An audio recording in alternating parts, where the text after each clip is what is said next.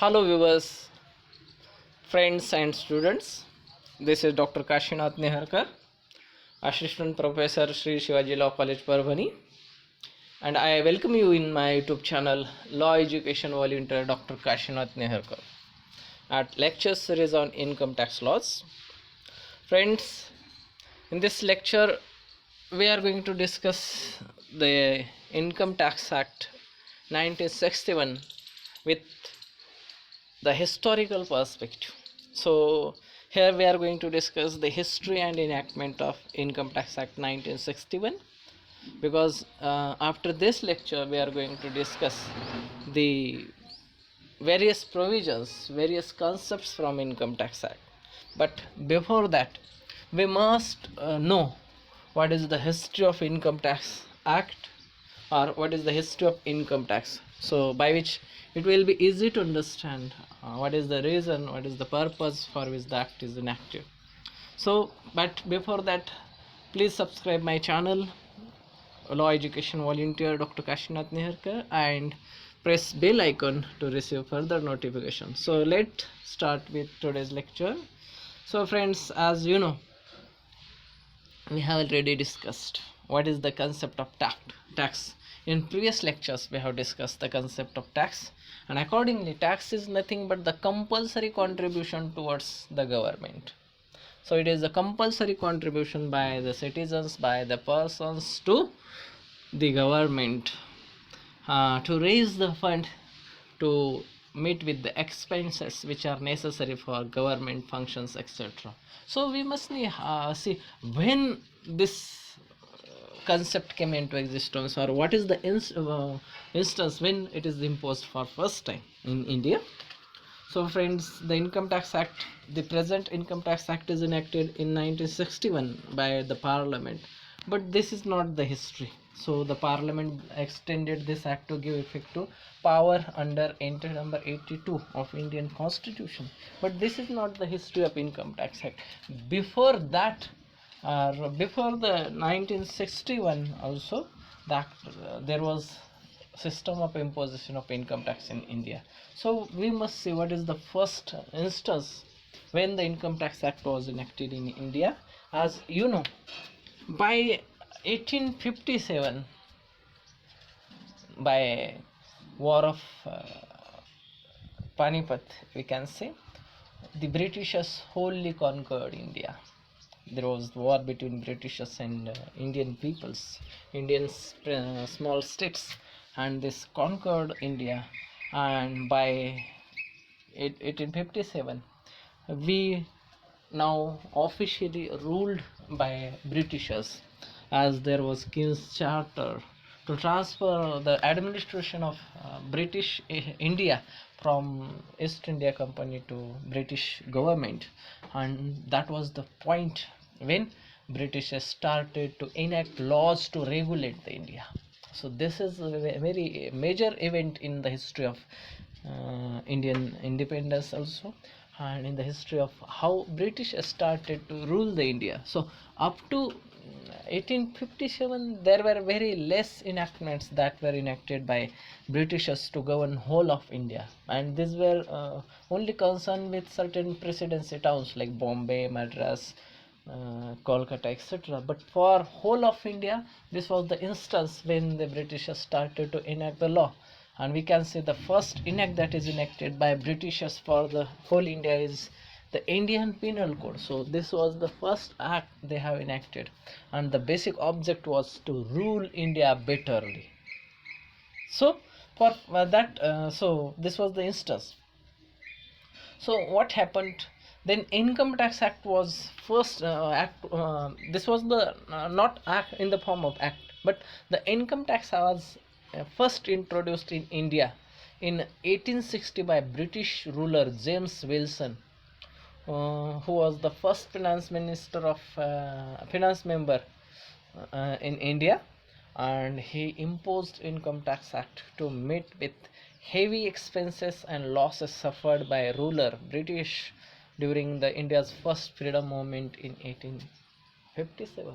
See, this is the first instance when the Income Tax Act was enacted in India, and this income tax was imposed to meet with that expenses which was caused to Britishers due to the India's freedom movement, first war of 1857.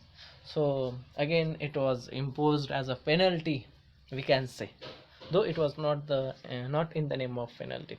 So it was introduced as a temporary revenue measures for only 5. First it was enacted to impose income tax only for initial 5 years, but then it was continued when and as it was necessary. So if we try to discuss this history, we must see this history during certain period, as like the history between 1860 to 1855. Then second period is 1886 to 1961, and third time period which we must see is 1961 to till the date. So first history we must see, as you know, the following the mutiny of 1857, the British has to face huge loss, acute financial crisis, etc. And therefore, to fill up such to recover such loss, to recover such expenses, or to fill up treasury, the first income tax was introduced in India by James Wilson in 1860, and this was introduced for 5 years. So the James Wilson, while introducing the income tax in 1860, he referred Monu for levying income tax. So he took the help of text of by Monu for imposition of tax. So how the Britishers interpreted Indian verses for their benefit, this is the best example. See, so at that time the income tax was classified under 4 schedules or 4 categories. So at that time there were the 4 heads of income, and under which the income tax was imposed. The first was the income from landed property, then income from professions, trades, then income from securities, annuities, dividends, and fourth was the income from salaries and pensions. It means so such persons, those persons who were receiving the income out of such heads, that they were made liable to pay the income tax. So as you know, as per the records, the first income tax in 1960 yielded about 1.50 crores of tax revenue at that time, and this was continued for 5 years before lapsing in 1865. So you can consider the what will be the value of 1.50 crores in a present day. So this helped Britishers to raise a huge revenue for themselves. Then after that, after expiry of that income tax in 1865, the important event in the history of tax laws were as follows. See, in 1886 the license tax was converted into Income Tax Act 1886. There were certain licenses that were regulated, and for that purpose license act was there, but then it was converted into income tax. So this is the second development. Then another development is in 1816. At that time, by the amendment of 1816, the rates of taxations were increased, and that was made applicable to those persons who have the income more than rupees 2000. So in 1916, those persons having income of rupees 2000 or more, they were made liable to pay tax. Then in 1917 a super tax was introduced. The wealthier persons were required to pay the super tax. Then 1918 Income Tax Act of 1918 was passed. It abolished earlier provisions. A new scheme of income tax was introduced. New rates were introduced. See, again in 1919 the Income Tax Act imposed duty on excess profits. So you can see how the Britishers uh, took many ways to raise the income tax.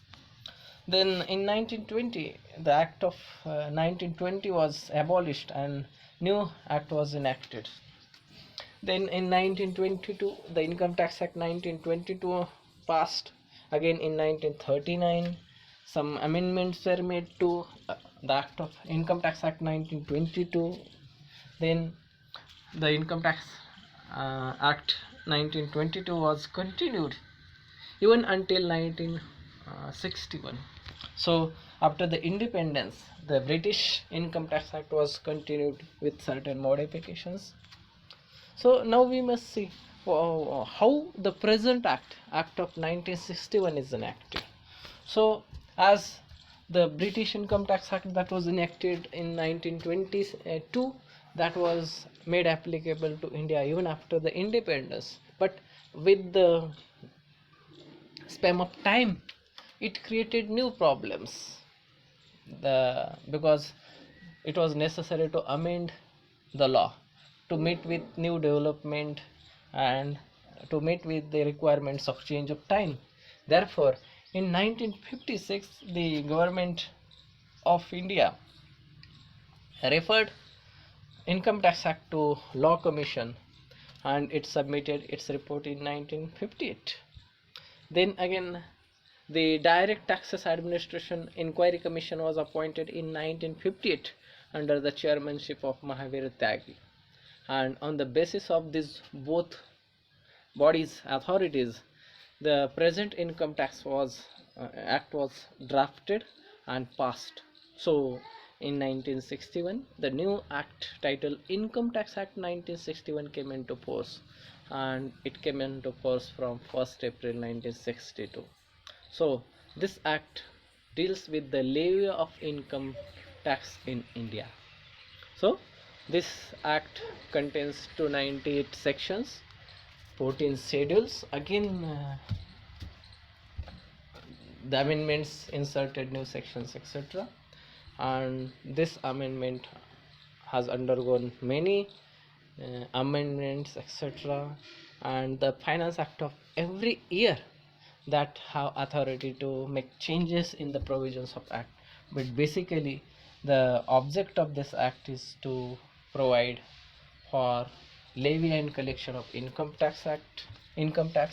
This act is enacted to give effect to entry number 82 of central list, which gives central government a power to levy tax on income other than agricultural.